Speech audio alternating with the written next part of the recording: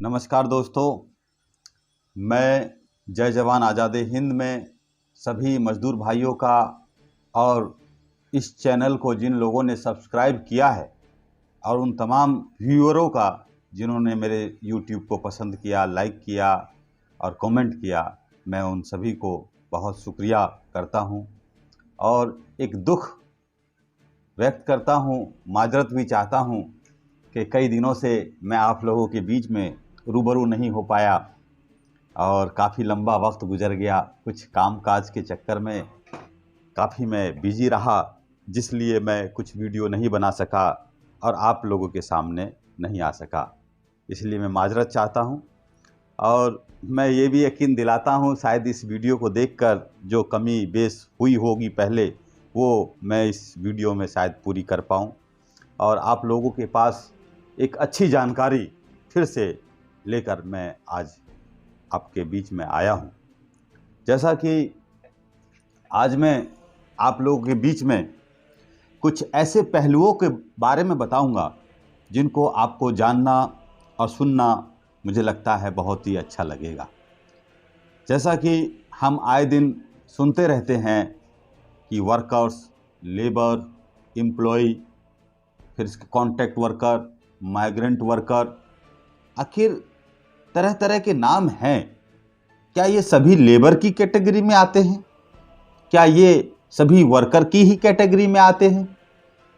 और ये नाम अलग अलग क्यों? क्या उसका तात्पर्य है? उससे क्या हमें समझना चाहिए? उसके बारे में मैं इस वीडियो में आपको बताऊंगा।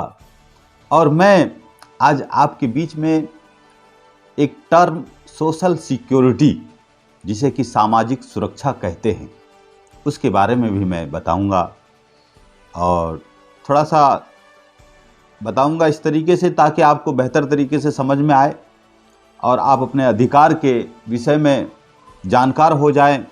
राज्य से हो, चाहे प्रिंसिपल एम्प्लॉयर जहां आप काम करते हैं या एम्प्लॉयर जिसके अधीन आप काम कर रहे हैं, उनसे अपने अधिकार के प्रति आप जागरूक होकर अपने अधिकार को मांग कर सकें। इसलिए ये मेरा मकसद है आपके बीच में इस वीडियो को बनाने का। तो सबसे पहले मैं बात करूंगा लेबर की। लेबर, जैसे कि हम सुनते रहते हैं लेबर, तो ज़्यादातर लेबर का मतलब यह मान लिया जाता है कि लेबर जिसने श्रम दिया हो, मजदूरी की हो, फिजिकली वर्क किया हो, वो लेबर। ज़्यादातर जैसे कंस्ट्रक्शन वर्कर, ये लेबर, क्योंकि मेहनत किया, मेहनत वाला जो कार्य कर रहा है उसको हम लेबर मान लेते हैं। और जैसे कि वर्कर्स वो लोग जो कि मेहनत भी कर रहे हैं, सेवा भी कर रहे हैं। अब जरूरी थोड़ा ना है कि भाई आपने एक तरीके से समझ लीजिए कि जैसे कि मैंने मेहनत किया, तो मेहनत कई तरीके के हो सकते हैं। दिमाग का भी मेहनत हो सकता है और शरीर का भी मेहनत है और फिर उसके बाद सेवा देना भी मेहनत है। यहाँ तक कि वक्त देना, मैंने अपना टाइम दिया किसी के लिए। एक सिक्योरिटी गार्ड क्या करता है? एक अपना वक्त ही तो देता है और वक्त देने के बाद उसको उस वक्त के एवज में उस जहां काम करता है उसके एम्प्लॉयर उसको कुछ देते हैं। तो इसी तरीके से लेबर को मान लिया जाता है। अब दूसरा आता है एम्प्लॉय। एम्प्लॉय यानी कि कर्मचारी, कंपनी में या फिर किसी ऑफिशियली जगह पर, एस्टेब्लिशमेंट पे, जहां पर कि कंप्यूटर का काम कर रहा हो या फिर कोई कागजी काम कर रहा हो, वो एम्प्लॉय की कैटेगरी में आता है। ज़रूरी ये भी नहीं, कंपनी से जुड़ा हुआ कोई भी कर्मचारी वो एम्प्लॉय की कैटेगरी में है। अब इसमें भी लेबर लॉ के अकॉर्डिंग सैलरी के ऊपर डिपेंड होता है कि एज पर लेबर कौन माना जाएगा, जिसकी सैलरी की शायद 25 या अमेंडमेंट होके कुछ बदली भी है, उससे कम जो इसके दायरे में होगा वो एम्प्लॉय लेबर के कैटेगरी में माना जाएगा और उससे अधिक होगा तो वो मैनेजमेंट के अधीन माना जाएगा। वो लेबर के कैटेगरी में या लेबर लॉ के अधीन में नहीं माना जाएगा। इसी प्रकार से है कॉन्ट्रैक्ट वर्कर।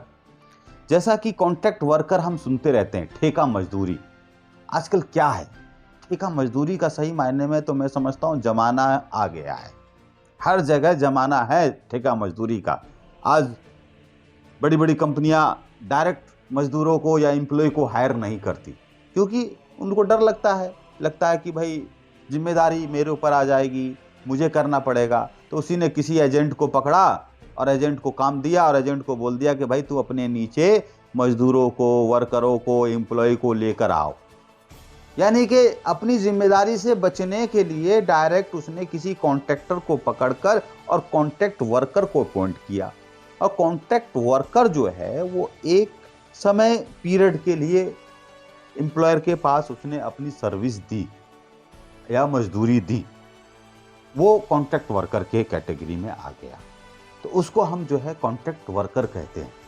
तो असल में कॉन्ट्रैक्ट वर्कर का जो प्रोविज़न है बड़ा ही सिंपल है और बड़ा ही समझने वाला कॉन्सेप्ट है। और इस कॉन्सेप्ट में सोचता है प्रिंसिपल एम्प्लॉयर कि मेरी जिम्मेदारी बच गई, और बहुत से शायद मजदूर भाई जो कॉन्ट्रैक्ट वर्कर हैं वो ये नहीं जानते, और वो कई बार जो है अगर ठेकेदार उनके साथ कोई दिक्कत करता है, परेशानी करता है साइड पे, तो वो कॉन्ट्रैक्टर को ही जिम्मेदार या दोषी मानते हैं। वो कभी अपनी शिकायत लेकर उस प्रिंसिपल एम्प्लॉयर या कहा जाए जो मुख्य नियोक्ता है उसके पास अपनी शिकायत लेकर नहीं जाता, और जिसके कारण उसकी शिकायत कभी निवारण या ख़त्म नहीं होती और ठेकेदार उसको टालमटोल करता रहता है। असल में एक कानून आया था कॉन्ट्रैक्ट लेबर एक्ट 1970, जिसका असल मकसद ही यही था कि कॉन्ट्रैक्ट वर्करों की बढ़ती हुई तादाद को नियंत्रित करना और उनकी निगरानी, उनके सोशल वेलफेयर की निगरानी, उनके प्रॉब्लम्स को कैसे रिजॉल्व किए जाएं, कैसे उनकी दिक्कतों को दूर किया जाए, उसके लिए यह कानून आया था। और उसके अंदर कानून आने के बाद भी आज भी कई जगह पर देखते हैं तो कॉन्ट्रैक्ट वर्कर का जो कॉन्सेप्ट है वो कामयाब हो रहा है। बड़ी बड़ी कंपनियां, यहाँ तक कि गवर्नमेंट भी आप जाएंगे अस्पतालों में तो जितने काम करने वाले हैं, चाहे वार्डियन हो, नर्सेज हो, ये क्या है? ये कॉन्ट्रैक्ट वर्कर हैं। कॉन्ट्रैक्ट पीरियड के लिए आए हैं, अपनी सर्विस देंगे और उसके बाद जो है वो उनको हटा दिया जाएगा, पक्का नहीं किया जाएगा। जिस तरीके से बिहार में भी हम सुनते हैं शिक्षकों को भी कॉन्ट्रैक्ट बेस पे जो है रखा गया और कॉन्ट्रैक्चुअली उनके साथ हुआ, उनकी सैलरी जैसे भी है। तो ये सारे कॉन्ट्रैक्ट वर्कर के कैटेगरी में आते हैं। इसके ऊपर विस्तार से फिर मैं एक वीडियो बनाऊंगा, तो शायद आप लोगों को इस चीज़ को बेहतर तरीके से समझने में आसानी होगी। और अब हम बात करते हैं माइग्रेंट वर्कर। जैसा कि आप लोगों ने कोविड के समय में सुना होगा, मीडिया में हल्ला चिल्ला होता था जी माइग्रेंट वर्कर, फलाना माइग्रेंट वर्करों के साथ ये दिक्कत हो गई। प्रवासी मजदूर, क्या है ये प्रवासी मजदूर? प्रवासी वह मजदूर है जो एक स्टेट से छोड़ के दूसरे स्टेट में काम करने के लिए गया, उसको प्रवासी मजदूर कहलाता है। और प्रवासी मजदूर के लिए खुद जो है एक लेजिस्लेशन पास हुआ, एक कानून बना, माइग्रेंट वर्कर एक्ट। और लेकिन सही मायने में आज देखोगे तो इस कानून का ज़मीन पे पालन ही नहीं है और लोगों को उसके अधिकार ही नहीं पता। भाई बाहर से आए, यहाँ तक कि माइग्रेंट वर्कर सर्टिफिकेट भी लेना होता है एम्प्लॉयर को, उसका कोई अता पता नहीं। उसके अंदर एक और प्रोविज़न है, उसका एक ID कार्ड बनता है वर्करों का, वो भी उनको पता नहीं। लेकिन ये सारी चीज़ें क्या है? कमी है, अभाव। असल में हमारे मजदूर भाई कानून को सही रूप से जान नहीं रहे और जागरूक नहीं है और अपने अधिकार के प्रति कि कैसे अधिकार अपने हम मांगे लें।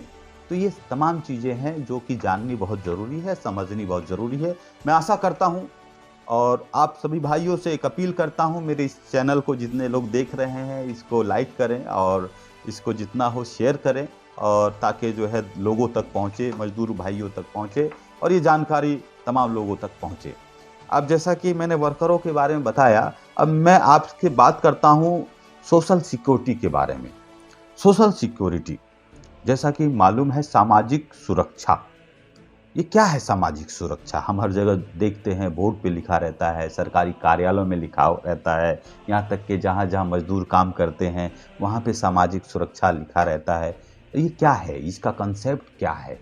तो मैं सिंपल और आसान भाषा में समझाऊंगा ताकि सबको समझ में आ जाए। मैं ऐसे वर्ड का या ऐसे शब्दों का इस्तेमाल नहीं करूंगा जो कानूनी हो, और क्योंकि बहुत मेरे मजदूर भाई ऐसे हैं जो कि कानून से अभी इतनी जानकारी नहीं रखते हैं, तो सिंपल भाषा में पुराने ज़माने में ऐसा हुआ करता था, कभी गांव होते थे तो गांव में कोई एक व्यक्ति अगर बीमार पड़ जाता था या कोई एक व्यक्ति कमाने योग्य नहीं रहता था, तो ऐसा नहीं होता था कि इस व्यक्ति को गांव से बाहर कर दो, या ऐसा नहीं कि उस व्यक्ति को मार दो, फेंक दो, नहीं। सारे जो गांव के और मेंबर लोग थे उस एक व्यक्ति का ख्याल रखते थे। अगर बीमार होता था तो बीमारी का इलाज कराते थे। और उसके घर में खाना नहीं है, राशन नहीं है और वह भूखा है और काम नहीं कर पा रहा है, तो उसको जो है काम के लिए पैसे देते थे या मदद करते थे खाने से, जिस चीज़ से। ये कंसेप्ट पुराने ज़माने से चली हुई आ रही थी। दार्शनिक, बहुत से दार्शनिक गुजरे हैं जिन्होंने कि अपनी अपनी थीसिस, अपनी अपने थॉट्स इस ज़माने को दिया, जैसे कि सुकरात हो गए और लेनिन हो गए, कार्ल मार्क्स हो गए, जो कि सामाजिक विज्ञान के जो है चिंतक रहे। तो उन लोगों ने जो अपनी चिंतन समाज को दिया, आज सामाजिक ढांचा ही उसी के आधार पर ये चल रहा है। अगर आप गौर करें इस बात पे, सभी लोग, शायद पूंजीवादी लोग भी या जो पूंजीवादी विचारधाराओं को फॉलो करते हो, शायद वो भी मेरी वीडियो को देख रहे होंगे। कैपिटलिज्म के बारे में भी सुना होगा, सोशलिज्म के बारे में भी सुना होगा। आज समाज में अगर जितनी असमानता बढ़ेगी, समाज में जितनी असमानताएं बढ़ेंगी, उतना ही समाज पीछे जाएगा। एक वर्ग तो ऐसा हो जाएगा जिसके पास अपार संपत्ति, अपार धन होगा, और एक वर्ग ऐसा होगा जो बेचारा भूखा, नंगा, प्यासा पड़ा होगा। फिर क्या होगा? फिर क्राइम बढ़ेगा। जिन लोगों को नहीं मिला समाज के अंदर, वो लोगों के अंदर अंदर कुंठाएं बढ़ेंगी, नफरत बढ़ेगा और समाज का विद्रोह पैदा होगा। तो इस विद्रोह से बचने के लिए एक कंसेप्ट लाया गया। उसी कंसेप्ट को हम क्या कहते हैं? सामाजिक सुरक्षा। यानी कि यह एक तरीके से गारंटी है। किसकी गारंटी है? गवर्नमेंट की। क्या गारंटी है? कि जो भी इस देश का नागरिक है, हर नागरिक का एक अधिकार है कि उसके मुश्किल वक्त में, परेशानी के वक्त में उसको एक मुआवजा या एक कंपनसेशन या एक सुरक्षा प्रदान की जाए। क्या प्रदान की जाए? सुरक्षा। मान के चलिए कि एक व्यक्ति एक कंपनी में काम कर रहा है और वह काम करने के दौरान वह बीमार हो जाता है, और वह बीमारी वहाँ पर काम करने के दौरान उसके लगी और उससे उसकी मृत्यु हो गई। क्या हो गई? मृत्यु हो गई। कैसे हुई? कंपनी में काम करने के दौरान। तो भाई इसमें ये बताइए, कसूर किसका था? क्या उस मजदूर का कसूर था कि उसने काम किया और काम करने के दौरान मर गया?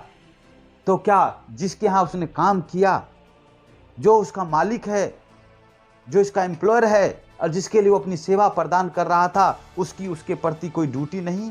क्या उसके प्रति उसकी कोई जिम्मेदारी नहीं? पहले क्या होता था? कोई जिम्मेदारी नहीं। मजदूर को एक गुलाम समझा जाता था, गुलामी की तरीके से उसके साथ व्यवहार किया जाता था। कोई काम के घंटे तय नहीं होते थे, कितना काम करना है। कोई उनका मनोरंजन का, उनके एंजॉयमेंट का कोई ख्याल नहीं रखा जाता था। हालांकि वो भी हमारे भाई हैं, वो भी हमारे साथी हैं, वो भी हमारी तरह के इंसान हैं। ये नहीं रखा जाता था। जिसके पास पैसा वो अपने आप को अलग समझता था, और जिसके पास पैसा नहीं वो बेचारा अलग होता था। तब एक एक्ट पास हुआ, वर्कमैन कंपनसेशन एक्ट 1923। इस एक्ट के तहत कि भाई कोई व्यक्ति काम करने के दौरान अगर उसकी मृत्यु हो जाती है या दुर्घटना में वह अपना हाथ पैर कोई चीज़ गंवा देता है, तो उस आधार पर उसको वह जो है कंपनी उसके परिवार को, अगर वो जीवित नहीं है तो उसके परिवार को उसको कंपनसेशन यानी मुआवजा दिया जाएगा। और अगर वह किसी कारण बच गया, मान लीजिए असमर्थ आ गई, काम करने योग्य नहीं बचा, तो उसको क्या, उसको वह दवाई का खर्चा, उसके जीने का खर्चा, कम से कम नीडी जितनी उसकी बेसिक बुनियादी चीज़ें हैं उसकी फुलफिल करने की जिम्मेदारी लेगा। यह क्या, गवर्नमेंट थ्रू किसके, कंपनी के, किसको देती है? पब्लिक को, इंटरेस्ट, पब्लिक के इंटरेस्ट के लिए। और समाज का क्या ढांचा है ये देखिए। समाज क्या है? समाज, अगर राज्य क्या है? राज्य, हमारा राज्य क्या है? राज्य है यानी कि एक वेलफेयर सोसाइटी, यानी एक कल्याणकारी सोसाइटी जो कि समाज के सभी वर्गों के बारे में सोचे, क्योंकि इससे बैलेंस बना रहेगा। जैसा कि हम जानते हैं, और कार्ल मार्क्स बहुत बड़े चिंतक इस दुनिया से गुजरे हैं, उनके बारे में आप लोग अच्छी तरीके से जानते होंगे। तो उनकी एक थॉट्स है, उनकी एक सोच है, जो कि मैं चाहता हूं आप लोगों को मैं बता दूं। उनकी थॉट्स ये है कि इस समाज के अंदर अगर पूंजीवाद है, पूंजीवाद मान के चलिए किसी कंपनी में बना, किसी कंपनी ने किसी उद्योग का निर्माण किया, उसमें मजदूर जुड़े, मजदूर की मेहनत, पूंजीपति का पैसा, पूंजी वो लगा। पूंजीपति ने सिर्फ पैसा लगाया, मजदूर ने अपनी मजदूरी लगाई, तब जाके उसको प्रॉफिट मिला। मजदूर को क्या मिला? मजदूर को सिर्फ उसकी मजदूरी मिली। प्रॉफिट के कहाँ चला गया? प्रॉफिट तो सीधा पूंजीपति के पास चला गया। तो कार्ल मार्क्स का कहना था कि भाई जो पूंजी से पूंजी बनाई गई, जो धन कमाया गया, उसका भी बंटवारा होना चाहिए बराबर। क्या आज ऐसा कुछ बड़े बड़े पूंजीपति या बड़े बड़े सेठ, जो बड़े बड़े साहूकार ऐसा कर सकते हैं? कभी नहीं, कतई नहीं कर सकते हैं। तो आज के लिए मैं समझता हूँ मेरी वीडियो छोटी सी है और जानकारी से भरी हुई है। इससे भी बेहतर हम वीडियो आपके बीच लाएंगे, बताएंगे, कानून के बारे में बताएंगे, लेबर लॉ के बारे में बताएंगे, लेबर कोर्ट में कैसे शिकायत करें, आप किस तरीके से शिकायत करें उसके बारे में बताएंगे। सामाजिक सुरक्षा का तो सिर्फ ये एक इंट्रोडक्शन मैंने दिया है, इसके बारे में हम पीएफ के बारे में बताएंगे, मैटरनिटी बेनिफिट्स जो महिलाओं को मिलना चाहिए, जो बड़ी बड़ी कंपनियों में काम करती हैं, बड़े बड़े एस्टेब्लिशमेंट में काम करती हैं, कैसे किस तरीके से मिलता है, क्या क्या है प्रोविज़न, सारी चीज़ों के हम डिस्कस करेंगे। हालांकि आज तो सोशल मीडिया का ज़माना है, बहुत से लोग यूट्यूब पे सर्च करते हैं और देखते हैं, और मुझे उम्मीद है मेरे इस वीडियो से बहुत लोगों को फ़ायदा मिलेगा, जानकारी इकट्ठी मिलेगी। इसी के साथ जय हिंद, जय भारत, धन्यवाद।